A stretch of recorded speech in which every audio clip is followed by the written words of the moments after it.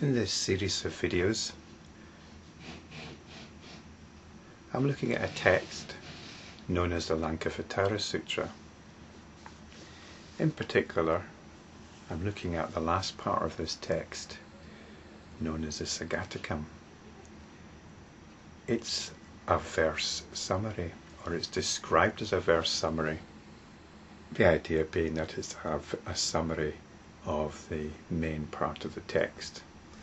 And the main part of the text also contains verses, and sometimes these verses are included in the Sagatakam, in the verse summary.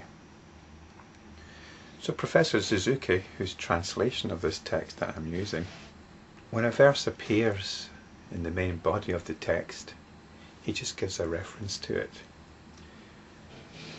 So what I've done on my website is replace his references with the actual verses themselves. So for example, we're coming to verses 443 and 444, and these verses are not given in the Sagatakam, just a reference to where these verses are found in the main body of the text. And Professor Suzuki tells them that these two verses are the same as verses 157 and 158 of chapter 3. But there must be a mistake here, because there are no such verses in chapter 3. There are no verses 157 and 158 in chapter 3. So what I've taken the liberty of doing is to substitute verses 157 and 158 from chapter 2. So I'm assuming there's a mistake in this reference. It's not, the verses aren't taken from chapter 3, they're taken from chapter 2. So let's press on then. So the next verse is actually 157 from chapter 2, or 443 in the Sagatakam. A world of multitudes is a hairnet, a vision, a dream, and the city of the Gandharvas. It is a wheel made by a firebrand, a mirage. It is a non-entity, only an appearance to people. So a world of multitudes is a world of things out there. Now remember, one of the core obstacles which the Lankavatara Sutra is trying to overcome is our automatic assumption that we are living in an external world. There's a world out there full of different objects. It keeps hammering this point home, and we've probably had this verse already actually. It's describing this apparent world of multitudes, what we would describe as our ordinary reality, as a hairnet. It might seem like a peculiar description, and Professor Suzuki describes this as how you see something if you've got dim vision, perhaps cataracts or something, or if it's twilight and you can't make things out, it's all a bit streaky and blotchy.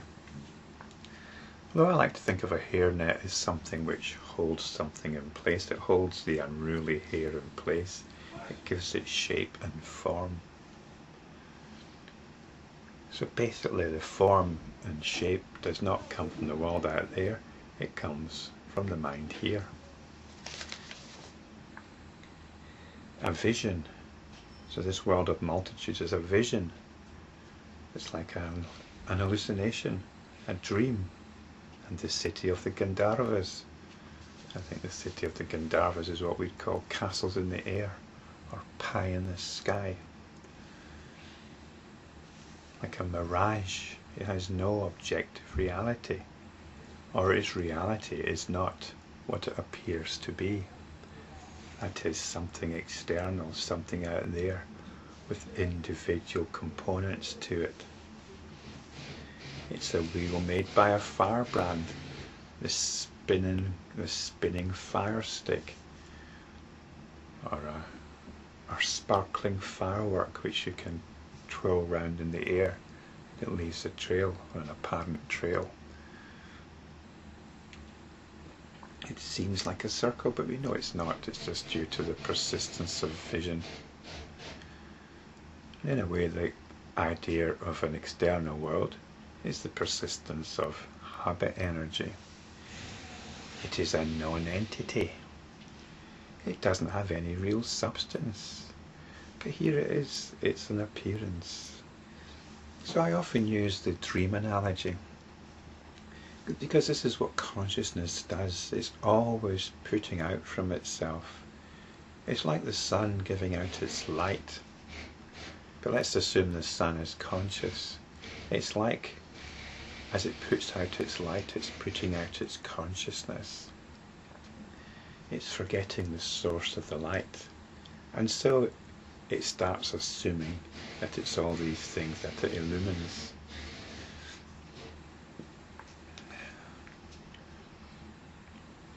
So it's like a dream. The point about describing it as a vision, a mirage, it's one thing. It's one thing. It's not something made up of individual parts. A hallucination is not made up of pink elephants dancing at the bottom of your bed. The whole thing is the hallucination. It's not made up of individual components. We can describe individual components, we can pick them out, but it's just an hallucination. So consciousness is always projecting out of itself, but it isn't really. It's just apparently doing so, just as it does in a dream. It creates space, it creates history, memories, it creates a landscape that we can walk around in. This is what consciousness does in a dream. This is how consciousness operates. It's how it operates in the waking state. Now it's a big leap, isn't it, saying this is how consciousness operates in the dream state to saying it operates in the same way in the waking state. You might argue with that, but really I just find this a very useful metaphor for conveying the meaning here. Although I think a case could be made for it if you take a strictly scientific perspective. There's a scientific model of what's going on and our subjective experience of what's going on. Scientifically, all we're experiencing are electrical signals. That's what the senses give us, whether it's the eyes, the ears, the nerves, the taste, smell. At some point, all these senses, the information is transformed into electrical signals. This is a scientific story, isn't it? And then, miracle of miracles, at some point, these electrical signals are transformed into colour, sound. So they're actually produced here. We infer that they're produced out there, but science is telling us that the subjective reality, the reality that we know, the reality of the senses, is created deep within some central mechanism. That's the scientific story. And time and space are the parameters by which this data, this electrical data, is organised. So it's all happening here.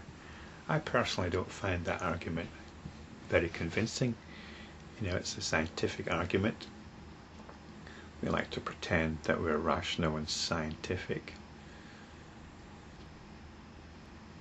but we only are when it suits us. We have the means to understand consciousness empirically. We have everything within our own experience to bring us to the deepest understanding.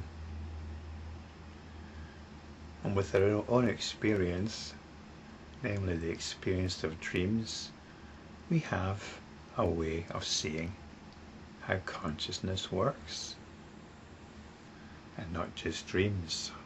The other examples given here: hallucinations, castles in the sky. We project patterns outside. We project reality externally. So, let's continue to see through the game of consciousness and be like the sun. That is not the individual rays, but this great solar light.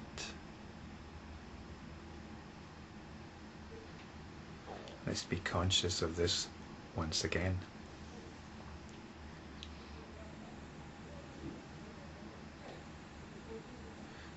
This is self-remembering.